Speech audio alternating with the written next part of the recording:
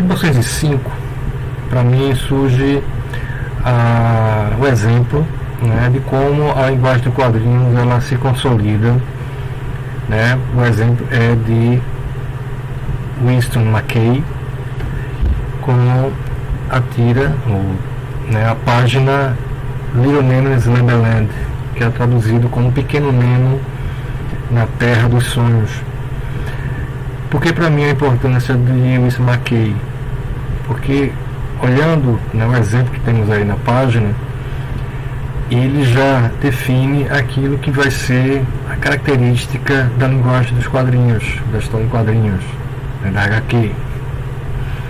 Primeiramente, os quadrinhos. Segundo, a fala, né, o balão.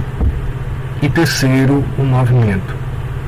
Né? Poderia colocar um quarto elemento aí, que é a página como a aglutinadora dos elementos que estão graficamente dispostos. Ou seja, a página, como a tira, ela estaria como o plano para o cinema ou como a cena. Então a página ela vai se definir no suplemento como o meio principal de representação para os quadrinhos. Do mesmo jeito que a tira, né, a comic strip, como ela é chamada, também vai ser esse elemento.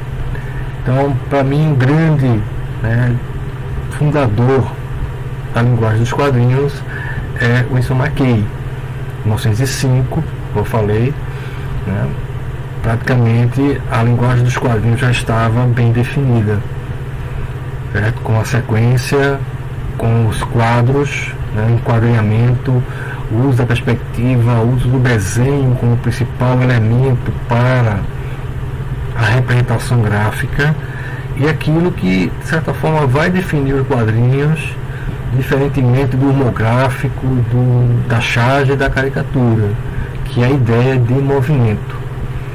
Acho que se tem um elemento que sobressai e destaca o quadrinho das outras representações gráficas do desenho, é o movimento. Tanto o movimento de um quadrinho para o outro, você entender que houve uma passagem de tempo, houve uma passagem de espaço, ao mesmo tempo que houve uma sequência, né? Isto veio antes disso, ou este quadrinho veio depois desse. Então, quadrinho, a história em quadrinho, ela, a partir de 1905, ela incorpora esses elementos. E eu destaco aqui o principal elemento vai ser o elemento do movimento, seja na fala, seja no tempo, seja na sequência de imagens. E isso a gente encontra na obra de Winston McCay, em 1905, certo? Com o Little Nemo. Então o movimento ele vai diferenciar o quadrinho do que nós chamamos de homográfico.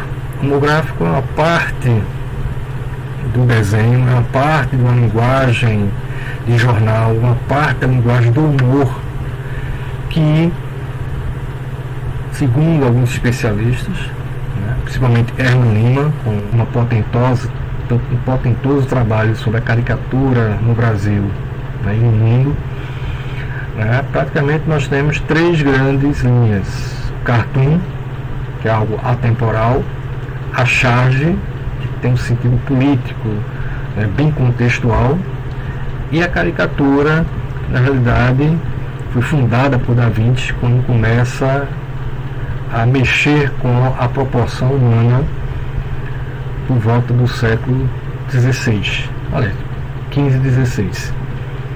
Os estudos de cabeça, os estudos de grotesco de Da Vinci são os primeiros estudos de caricatura.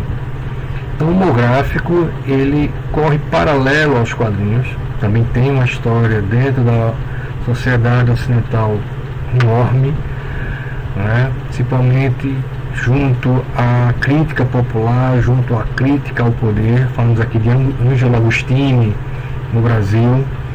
Então o homográfico ele também é uma perna muito grande a se estudar, e no caso do Brasil é bem salutar, né, que praticamente a linha do quadrinho ela vai ser sempre tênue com o homográfico.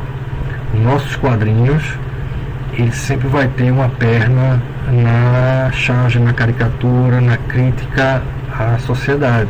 Não que nos outros países não tenham, mas como nós vamos ver, por exemplo, Estados Unidos, apesar do humor gráfico, eles vão ter quadrinhos mais associados a algumas narrativas bem mais elaboradas no sentido de contar histórias.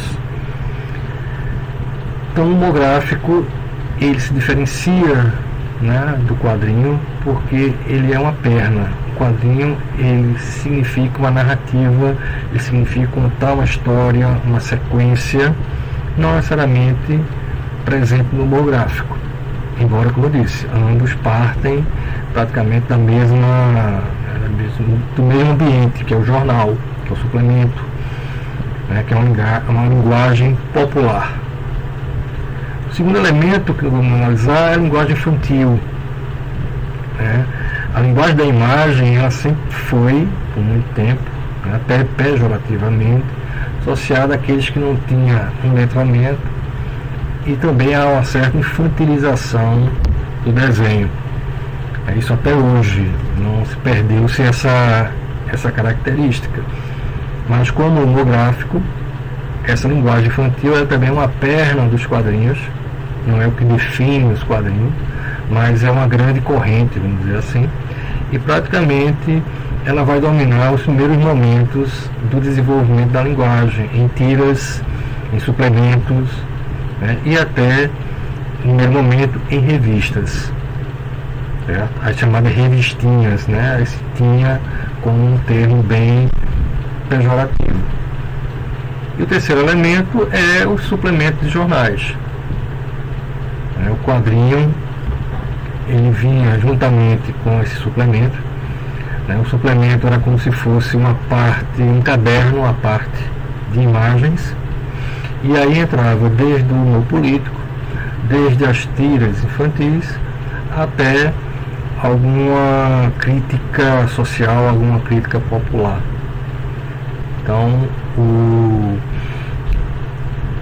jornal vai ser o grande meio inicial do desenvolvimento dos quadrinhos, pelos suplementos, os cadernos, pela tira, né? Nós já vimos em relação aos syndicates, né? Começa a uma certa pasteurização do humor.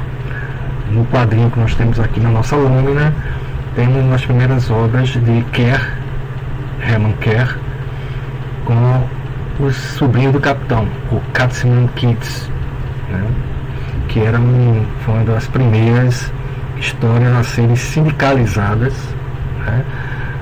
O termo seria bem sindicalizadas, seriam distribuídas por uma determinada agência que vai ser um padrão que ainda hoje é muito forte, ainda hoje é muito definidor da produção de determinado tipo, determinada perna de quadrinhos.